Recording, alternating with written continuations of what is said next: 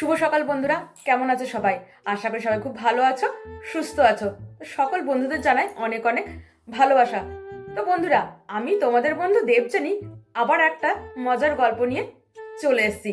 আশা করি তোমাদের সবারই ভালো লাগবে। তো এক গরিব সহজ সরল ব্যক্তি প্রত্যেক দিন একটা সাদা কাগজে লিখতো, হে প্রভু, আমি অনেক সমস্যার মধ্যে আছি, দয়া করে আমাকে 50,000 টাকা পাঠাও। তো এই লেখাটা লিখে সেই ব্যক্তিটি সেই কাগজটা বেলুনের সাথে বেঁধে উড়িয়ে দিত। তো বেলুনটা থানার পাশে ওপর থেকে উড়ে যাওয়ার সময় পুলিশ কর্মীরা সেই বেলুনটাকে ধরে ফেলতো, আর সেই চিরকুটটা পড়ে সবাই মিলে হাসাহাসি করত। তো এভাবেই বেশ কিছুদিন চলতে থাকলো।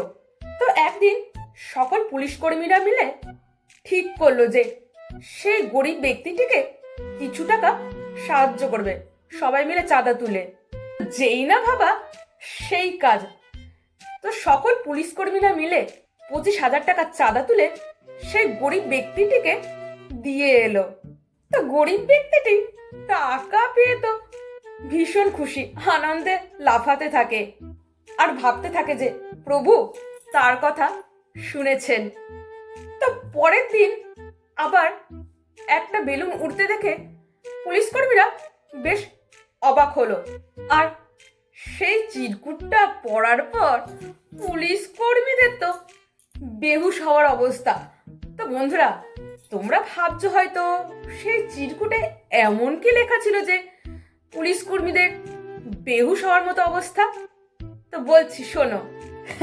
তো বন্ধুরা, সেই চিরকুটটাতে লেখা ছিল, হে প্রভু, আপনার পাঠানো টাকা আমি পেয়েছি, আমি তাতে ভীষণ খুশি হয়েছি, কিন্তু আবার দুঃখও পেয়েছি, কারণ আপনি পুলিশ কর্মীদের হাতে টাকা পাঠিয়ে একদম ঠিক কাজ করেননি, ভীষণ ভুল করেছেন।